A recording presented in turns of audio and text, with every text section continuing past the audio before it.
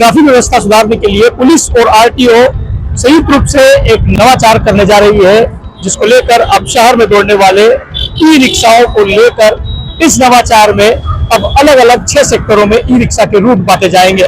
वहीं इन ई रिक्शाओं को colour coding में बांटा जाएगा। सभी ई रिक्शाओं के सामने एक स्टिकर लगाए जाएंगे, पीछे भी स्टिकर लगाया जाएगा। इसमें ई रिक्शा रजिस्ट्रेशन सहित तमाम वो जानकारियां होगी जो ई रिक्शाओं की पहचान कहीं ना कहीं कराएगी। डीसीपी आनंद कलादही ने बताया कि बीते दिन एक बैठक हुई थी, जिसमें ई रिक्शा संचालक और तमाम जिम्मेदार लोग सम्मिलित हुए थे। बैठक में यह तय हुआ है कि आगामी 1 महीने के अंदर ई रिक्शाओं के रूट बांट दिए जाएंगे। 6 अलग अलग 1, 2, 3, 4, 5, 6 इस तरह से अलग अलग रूट अलग अलग सेक्टरों में बांटे जाएंगे।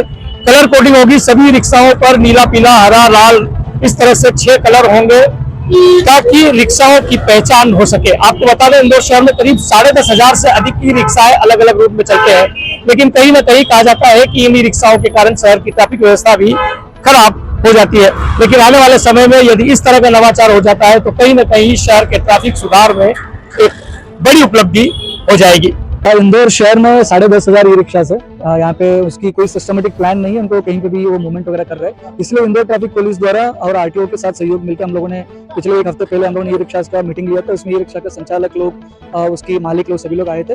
इंदौर शहर को कहाँ पे भीड़ भाड़ प्रदेश ज्यादा है उसको हम लोगों ने 6 सेक्टरों में, मिनिमम 6 सेक्टरों में बांटने के लिए हम लोग प्लान कर रहे हैं। उस 6 सेक्टर पे फाइनल होने के बाद फिर से हम ई रिक्शा वालों को बुलवा लेंगे, उनके साथ बैठक करेंगे। सेक्टर का फाइनल होने के बाद उस सेक्टर को हम नंबरिंग देंगे, कलर कोडिंग देंगे और उसके साथ ई रिक्शा को भी नंबरिंग करेंगे। कितने सेक्टरों में कितने ई रिक्शा को हम अलाउ कर रहे हैं उसको भी हम प्लान करेंगे।